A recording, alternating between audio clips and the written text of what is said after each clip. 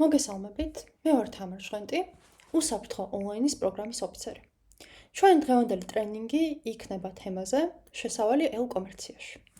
პირველ რიგში მოკლედ გაგაცნობთ ჩვენს პროგრამას, უსაფრთხო ონლაინი, უსაფრთხოების ხელშეწყობა და ქალთა გაძლიერება ციფრულ ეკონომიკაში დაიწყო 2023 წლის სექტემბრიდან და გრძელდება 3 წლით. პროგრამას ახორციელებს Mercy Corps-ის წარმომადგენლობა საქართველოში, ხოლო სომხეთში პარტნიორი ორგანიზაცია იმინაი. პროგრამის მიზანია ქალთა გაძლიერება ციფრულ ეკონომიკაში და დასაქმებულთა დაცვა ციფრული ძალადობისგან. უსაფრთხო ონლაინის ამოცანაა, რომ დაეხმაროს ყველა დასაქმებულ ადამიანს, რომელიც ონლაინ ძალადობის წინაშეა, ან შეძლოს ონლაინ ძალადობის პრევენცია. ასევე ხელი შეუწყოს ქალთა ჩართულობას ციფრულ ეკონომიკაში, დაინტერესებული მხარეების დახმარებით შეიმუშაოს საჭირო მექანიზმები და ჩაატაროს ტრენინგები, რათა მათი ბიზნესი ციფრულ სივრცეში იყოს მეტად დაცული. როგორც აღვნიშნე, ჩვენ დღევანდელი ტრენინგის თემა იქნება ელ-კომერციაზე. ელექტრონული კომერცია არის პროდუქტისა თუ მომსახურების ყიდვა, გაყიდვა ინტერნეტის მეშვეობით. ელ-კომერცია შედგება 4 ძირითადი ტიპისგან. პირველი ეს არის B2C, ანუ როდესაც კომპანიები ყიდიან თავის პროდუქტს უშუალოდ მომხმარებელზე, ამის მაგალითი შეიძლება იყოს Amazon, Temu და სხვა.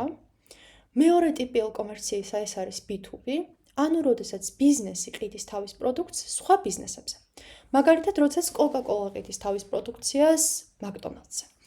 შემდეგი ტიპი ელ-კომერციისა ეს არის C2C, ანუ როდესაც ინდივიდი ყიდის თავის პროდუქტს სხვა პიროვნებაზე. მაგალითად, eBay საქართველოს შემთხვევაში ძალიან ცნობილი არის My Market-ი და ასევე Facebook Marketplace-ი. და ბოლო ტიპი ელ-კომერციისა ეს არის C2B, ანუ როდესაც მომხმარებელი ბიზნესს თავაზობს თავის სერვისს. უშუალოდ საქართველოში ელ-კომერცია ბოლო წლების განმავლობაში საკმაოდ გაიზარდა. ისევე პოპულარული არის ონლაინ მაღაზიების რაოდენობა და მომხმარებლების ნდობა და ჩართობა ციფრულ ვაჭრობაში.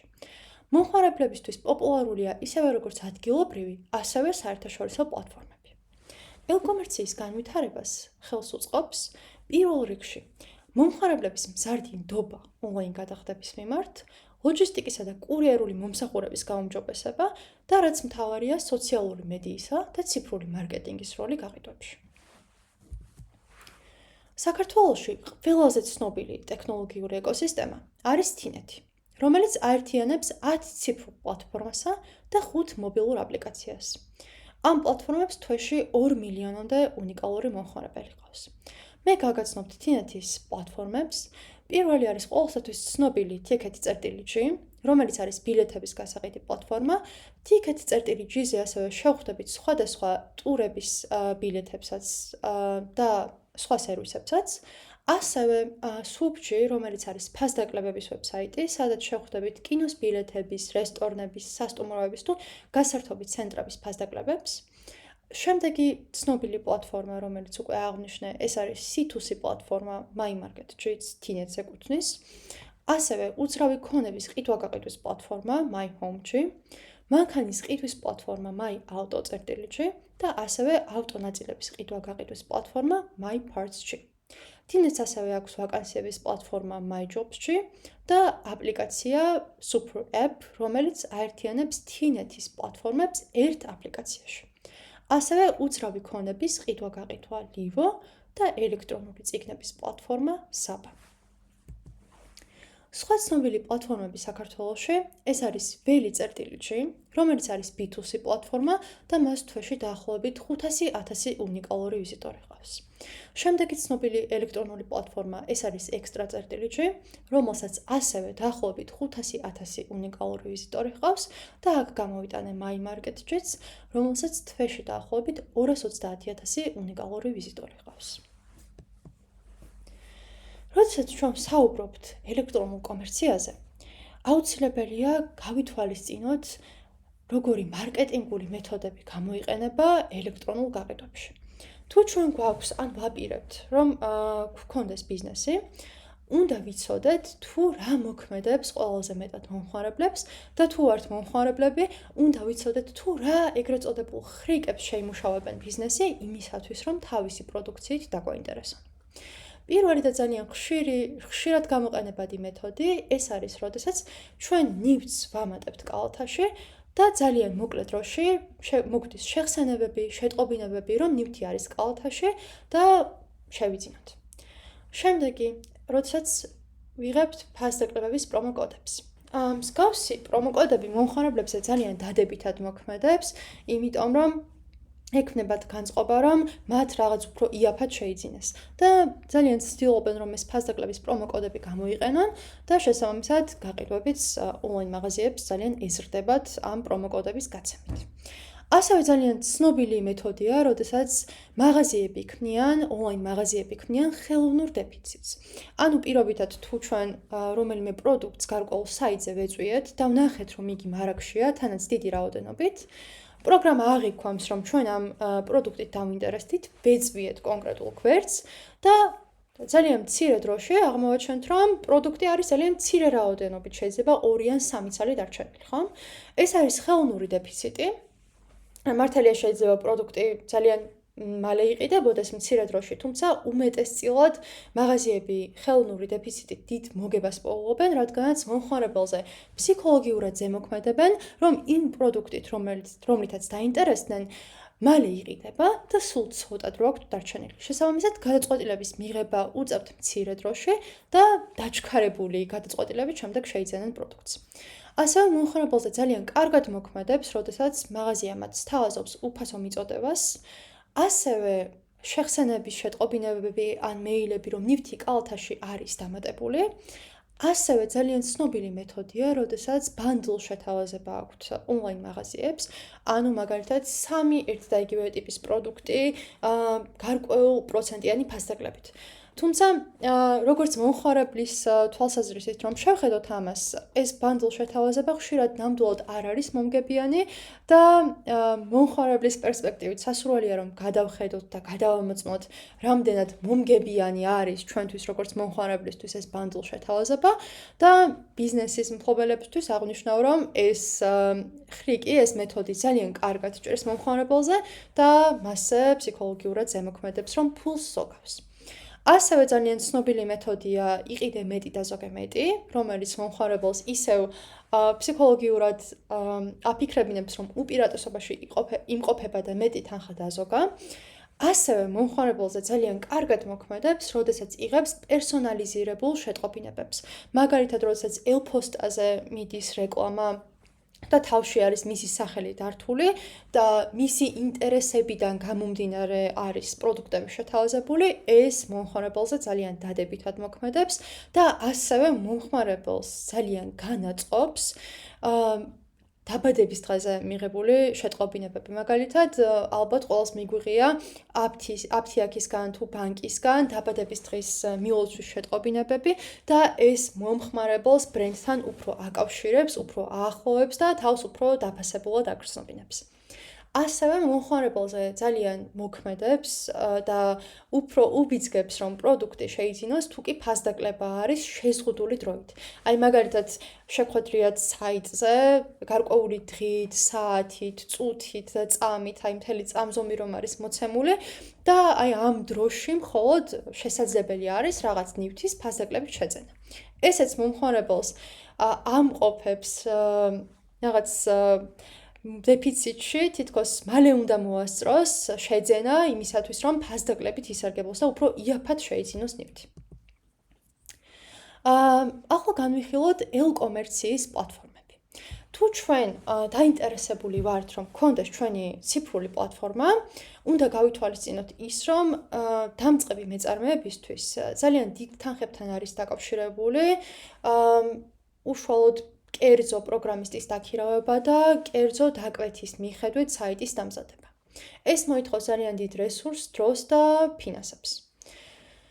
ძალიან მარტივი გამოსავალი არის, რომ ავარჩიოთ ჩვენთვის შესაბამისი პლატფორმა თავად.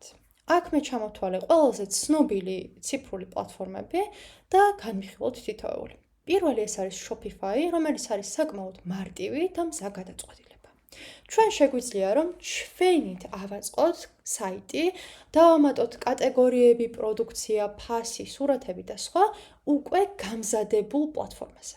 Shopify, როგორც აღნიშნე, არის ძალიან მარტივი, არ არის ამისთვის საჭირო კონკრეტული ცოდნა პროგრამირების სფეროში, თავადაც ძალიან მარტივად შევძლებთ, რომ ჩვენი პროდუქცია, ჩვენი სერვისი ავაგოთ უკვე გამზადებულ საიტზე.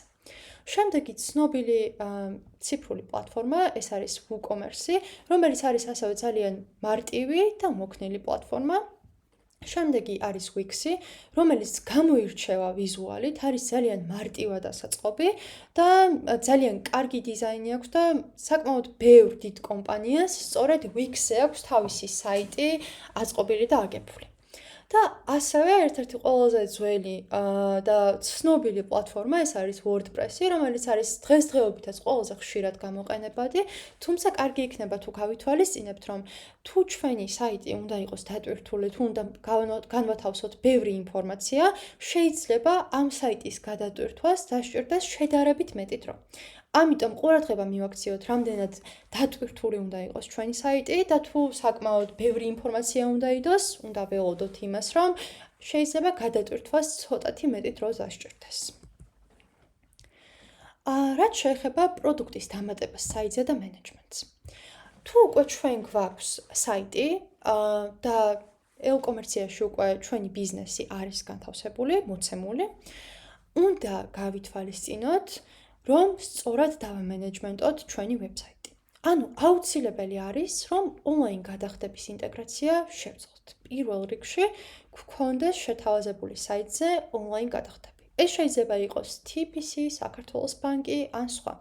თუ ჩვენ საერთაშორისო ბაზარზეც მუშაობთ, სასურველი არის, რომ PayPal-ის გადახდის სისტემაც დავამატოთ. ასევე, როდესაც ჩვენ უკვე გვაქვს საიტი და უნდა განვათავსოთ ჩვენი პროდუქცია ამ საიტზე და გავყიდოთ, აუცილებელი არის, რომ შევთავაზოთ ძალიან კარგი გასაგები აღწერა, იყოს პროდუქტის სათაური, კარგი ხარისხის ფოტოები და რაც მთავარია ფასი. იმიტომ რომ მომხმარებელი, როდესაც დაინტერესდება ჩვენი პროდუქციით, ჩვენი ბიზნესით და ეწოვა ჩვენ საიტს, ჩვენ მაქსიმალურად უნდა მოახერხოთ, რომ მივაწოდოთ ყველა ინფორმაცია, ყველა კითხვაზე გავცეთ პასუხი, რამაც შეიძლება რომ დაინტერესოთ. იმიტომ რომ თუ მათ კითხვა გაუჩნდათ და ეს კითხვა დარჩა პასუხგაუცემელი, შეიძლება აღარც გაუჩნდეთ სურვილი, რომ ეს შეიძინონ, ან არ გქონდათ უბრალოდ დრო და სურვილი, რომ პირად შეტყობინებაში, სოციალურ ქსელში დაკავშირებით გადაამოწმონ რაღაც დეტალები. ამიტომ ჩვენ მაქსიმალურად უნდა მოვათავსოთ ყველა ინფორმაცია ჩვენ საიტზე. ჩვენი საიტი, რომელიც იქნება ძალიან დიდი სავიზიტო ბარათი მომხმარებლისთვის. ასევე ჩვენ უნდა შევქმნათ კატეგორიები ჩვენს ვებსაიტზე, მაგალითად, თუ მე მაქვს ტანსაცმლის გაყიდვის ვებსაიტი, უნდა განვსაზღვრო კატეგორიები, მაგალითად, უნდა მქონდეს მამაკაცის ტანსაცმლის კატეგორია ცალკე, ქალბატონის ტანსაცმლის კატეგორია ცალკე, აქსესუარების ცალკე და ასე შემდეგ. თუ მე თავიდანვე პირველივე ეტაპზე ვერ მოვახერხე, რომ შევძლო ონლაინ გადახდების ინტეგრაცია, მაშინ მომხმარებელს უნდა შევთავაზო სხვა კომფორტული ალტერნატივა, რომელიც შეიძლება იყოს საბანკო გადარიცხვები. ასევე მე ჩემს ვებსაიტზე უნდა მქონდეს მიწოდების დრო, ფასები და რეგულაციები. იმიტომ რომ როდესაც მომხმარებელი დაინტერესდება პროდუქციით და უკვე გადაწყვეტს რომ შეიძინოს, მას უნდა ჰქონდეს ინფორმაცია თუ დაახლოებით რამდენ სამუშაო დღეში მიეწოდება პროდუქცია, რა ღირს მიწოდების სერვისი, ან თუ უფასოა, ესეც აღნიშნული უნდა იყოს და ასევე უნდა იყოს საიტზე რეგულაციები. მაგალითად, მომხმარებელს წინასწარ უნდა ჰქონდეს ინფორმაცია თუ შეუძლია პროდუქტის დაბრუნება ან გადაცვლა, იმისათვის რომ სავარაუდო გაურკვევლობა თავიდან ავიცილოთ. და რაც მთავარია ჩვენს ვებსაიტზე უნდა იყოს პროდუქტის მარაგი კონტროლირებული. ანუ ჩვენ თუ გარკვეული რაოდენობით გვაქვს პროდუქცია, ეს რაოდენობა ზუსტად უნდა იყოს მითითებული საიტზეც და თავიდან ავირიდოთ ისეთ გაურკვევლობა, რომ მაგალითად მომხმარებელს უჩანს საიტზე, რომ პროდუქტი მარაგში არის, მაგრამ სინამდვილეში ჩვენ ონლაინ მაღაზიას ეს პროდუქცია ფიზიკურად არ გაგვაჩნია. იმისათვის, რომ მსგავსი უსიამოვნება თავიდან ავიცილოთ და ავირიდოთ, უნდა გავაკონტროლოთ, რამდენად მარაგში არის ჩვენი პროდუქტი და ანალოგიური ინფორმაცია უნდა გადავიტანოთ საიტზეც. რაც შეეხება მარკეტინგს სოციალურ მედიაში. სოციალური მედია დღეს არის პირველი სავიზიტო ბარათი ჩვენი ონლაინ მაღაზიისთვის. და ძალიან დიდი ყურადღება უნდა მივაქციოთ ჩვენ ბიზნესებმა სოციალურ მედიას. აუცილებელი არის კონტენტის სელექცია, მისი სწორად განსაზღვრა. ჩვენ უნდა ვიფიქროთ და გავარკვიოთ, ვინ არის ჩვენი მყიდველი, ვინ არის ჩვენი კლიენტი. და ამის მიხედვით უნდა განსაზღვროთ, რა ტიპის სურათებს, ვიდეოებს და პროდუქციას დავდებთ. ასევე სასურველი არის, რომ ჩვენი პროდუქცია ხილვადი იყოს Google-ში. ამისათვის კარგი იქნება თუ გამოვიყენებთ Google Ads Managers. მაგალითად, თუ მე მაქვს სუვენირების ბიზნესი და პიროვნებამ დაგუგლა სუვენირების შეძენა. სასურველი არის, რომ Google-ში პირველივე გვერდზე ამოვიდეს ჩემი საიტი ან სოციალური ქსელი. ხილვადობა Google-ში რომ გავზარდოთ, ამისთვის კარგი იქნება თუ Google Ads Managers ვეწვევით და გავიგებთ თუ როგორ შეიძლება ჩვენი საიტი, ჩვენი სოციალური ქსელი მეტად ჩანდეს Google-ში. ასევე აუცილებელი არის რეკლამები და პოსტები სოციალურ ქსელებში. ჩვენ სწორად უნდა განსაზღვროთ თუ რა ასაკობრივი კატეგორიისთვის ვარეკლამებთ ჩვენს პროდუქციას, რომელი სქესისთვის, ქალებისთვის უფრო საინტერესო იქნება, მამაკაცებისთვის თუ ორივესთვის. და ასევე უნდა გავარკვიოთ თუ რომელ რეგიონში შეიძლება იყოს ჩვენი პროდუქცია ყველაზე მოთხოვნადი. ასევე კარგი იქნება თუ შევარჩევთ საკონცო სიტყვებს, მაგალითად გამოვიყენებთ სწორ ჰეშტეგებს და როგორც აღვნიშნე, პროდუქტის აღწერის ოპტიმიზაცია არის აუცილებელი. ჩვენ საიტზე პროდუქციის აღწერა რომ დეტალურად და გასაგებად უნდა იყოს, ეს კარგი. მაგრამ ასევე ანალოგიურად დეტალურად და გასაგებად უნდა იყოს ჩვენი პროდუქტის აღწერილობა სოციალურ ქსელში. რაც შეეხება სოციალურ ქსელებს, სასურველია რომ ჩვენი ბიზნესისთვის ჰქონდეს Facebook-ის, Instagram-ის, TikTok-ისა და LinkedIn-ის ანგარიშები. ახლა ვისაუბროთ მომხმარებლის მოზიდვის ტექნიკებზე. საძიებო სისტემის ოპტიმიზაცია არის აუცილებელი, იმისათვის რომ მომხმარებელმა მარტივად მოძებნოს ესა თუ ის პროდუქცია და სერვისი. სწორი საკონცო სიტყვები, ჰეშტეგების გამოყენება, სწორი და საინტერესო აღწერა არის აუცილებელი. თუმცა ასევე კარგი იქნება თუ ჩვენს პროდუქციას ბლოგსა და სტატიებშიც დავარეკლამებთ. მაგალითად, ბლოგის და სტატიის ირგვლივ არსებული პროდუქცია არ შეიძლება აღქმული იყოს როგორც აგრესიული მარკეტინგი, იმიტომ რომ მე თუ ვკითხულობ პირობითად ბლოგს საუკეთესო სასტუმროები კახეთში, მსგავსი სტატია ან ბლოგი არ არის მიჩნეული მომხმარებლისთვის როგორც აგრესიული მარკეტინგი. და თუ ჩემი ბიზნესი რომელიმე ბლოგში ან სტატიაში იქნება ნახსენები, ეს მომხმარებლისთვის იქნება უფრო მეტად ინფორმატიული, ვიდრე რეკლამის ან აგრესიული მარკეტინგის მაგალითი. ასევე სასურველია, რომ ჩემს ვებსაიტზე მქონდეს დადებითი შეფასებები. ოღონდ ეს დადებითი შეფასებები უნდა იყოს რეალური პიროვნებების მიერ, ვთქვათ, თუ ჩემი ბიზნესი აშკარად მხოლოდ ქართველ მომხმარებლებზე არის გათვლილი და მხოლოდ საქართველოში კურირებს, სასურველი იქნება და აუცილებელიც იქნება, რომ ვთქვათ, უცხოენოვანი შეფასებები არ იდოს ვებსაიტზე, იმიტომ რომ აშკარა იქნება, რომ მსგავსი შეფასებები არის ყალბი და არ გაუჩნდება მომხმარებელს ნდობა ჩემი ბიზნესის მიმართ. და ძალიან კარგი იქნება, თუ ჩვენ როგორც დამწყები ბიზნესები, ვებსაიტის სიახლეების გამოსაწერად, ამის სანაცვლოდ ჩვენ მომხმარებელს შევთავაზებთ გარკვეული პროცენტით ფასდაკლების ვაუჩერს. ეს კარგი არის იმიტომ, რომ მომხმარებელს მიუვა შეტყობინება ჩვენი ფასდაკლებების ან ახალი ინვენტარის შესახებ და ამის სანაცვლოდ ჩვენ 10, 15 ან 20%-იან ფასდაკლებას შევთავაზებთ. და ეს გაცვლა რეალურად ბიზნესისთვის ძალიან ხშირად არის ფრიად მომგებიანი. ძალიან დიდი მადლობა ყურადღებისთვის, ჩვენი მოსმენისთვის და ამით დაგემშვიდობებით.